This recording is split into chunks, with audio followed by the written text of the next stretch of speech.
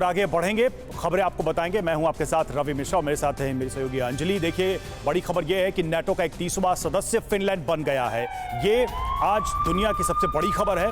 Brussels में आज शाम 7 बजे सदस्यता समारोह है और आधिकारिक तौर पर नाटो सदस्य बनेगा फिनलैंड। नाटो मुख्यालय पर लगाया जाएगा फिनलैंड का झंडा।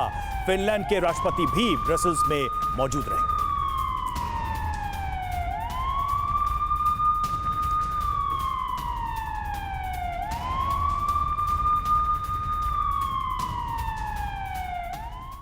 तो यूक्रेन युद्ध की वजह से ही एटमी हमले का खतरा बढ़ा हुआ है और अब फिनलैंड के नाटो सदस्य बनने के बाद जियोपॉलिटिक्स के जानकार और थिंक टैंक दावा कर रहे हैं कि परमाणु युद्ध कभी भी छिड़ सकता है। क्योंकि जून 2022 में ही पुतिन ने आगाह किया था कि फिनलैंड और स्वीडन पर रूस की तरफ से कोई खतरा नहीं है, लेकिन अगर वो सदस्य बने तो ये स्थिति खत्म हो जाएगी, यानी खतरा शुरू हो जाएगा।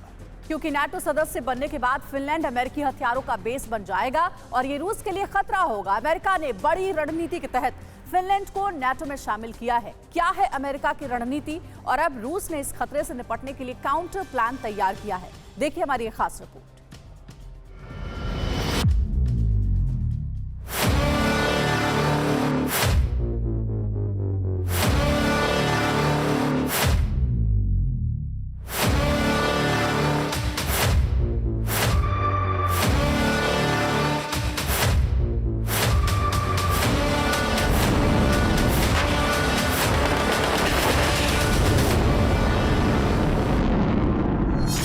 नाटो के देश 30 से 31 हो रहे हैं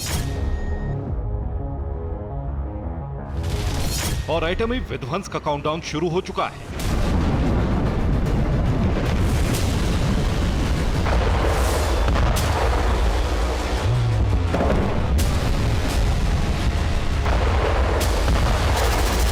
चार अप्रैल की सुबह रूस के पड़ोसी देश फिनलैंड को आधिकारिक रूप से नाटो का सदस्य घोषित कर दिया जाएगा। नाटो के ब्रसेल्स हेडक्वार्टर पर अभी 30 झंडे लगे हैं, लेकिन 4 अप्रैल की सुबह 31वां झंडा फिनलैंड का लग जाएगा और यह झंडा लगते ही नाटो के सदस्य देश 31 हो जाएंगे। इसी खतरे को मिटाने के लिए शुरू हो चुका है न्यूक्लियर वॉर का काउंटडाउन।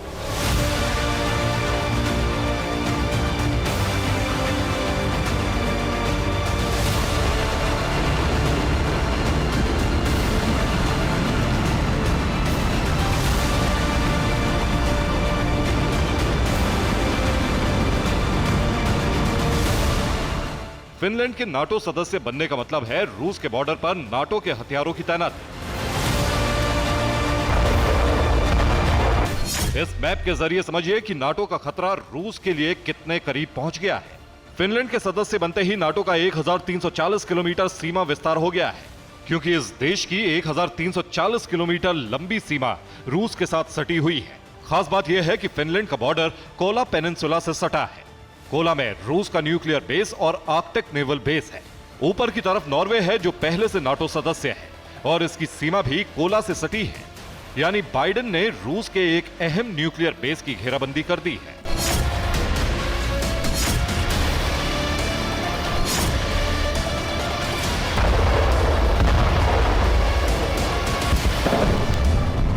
आर्कटिक क्षेत्र के करीब कोला न्यूक्लियर बेस रूस के सबसे अहम सैन्य ठिकानों में से एक है। इस क्षेत्र में रूस की ताकत का मुकाबला कोई नहीं कर सकता।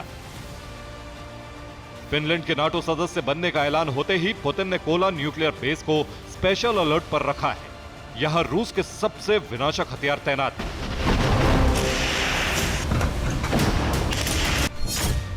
रूस के कोला न्यूक्लियर बेस पर उसके सबसे अहम हथियार यानी न्यूक्लियर सबमरीन तैनात है। इस बेस पर under water nuclear drone Poseidon तैनात है। वॉरशिप से फायर होने वाली न्यूक्लियर मिसाइल जिरकॉन यहां पर है। इंटरकॉन्टिनेंटल बैलिस्टिक मिसाइल सरमत और इंटरकॉन्टिनेंटल बैलिस्टिक मिसाइल यार्स भी इसी बेस पर है। हाइपरसोनिक मिसाइल किंजल भी इसी बेस पर रखी गई है।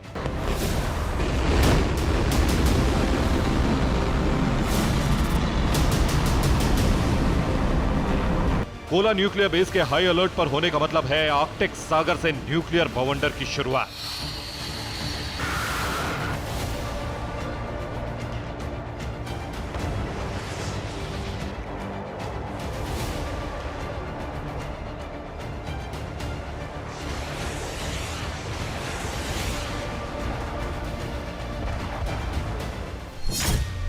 आर्कटिक सागर रूस का सबसे बड़ा शक्ति केंद्र है।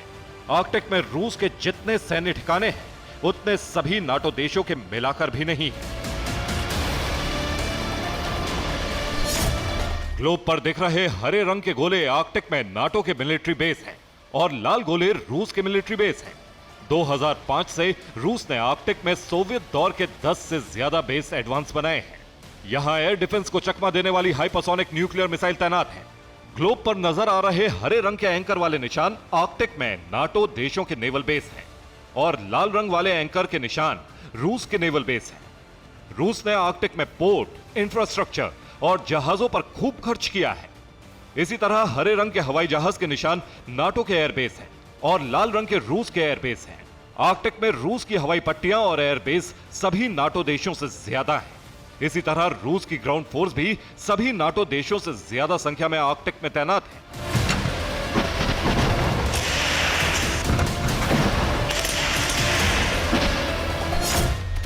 आर्कटिक में रूस को घेरने का मतलब है पुतिन को उकसाना।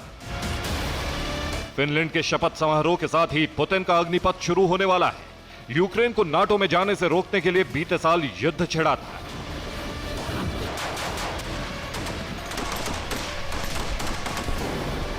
लेकिन अब फिनलैंड के नाटो सदस्य बनने से परमाणु युद्ध का विश्व विनाशक काउंटडाउन शुरू हो चुका है। Bureau report, TV9 Bharatvarsh.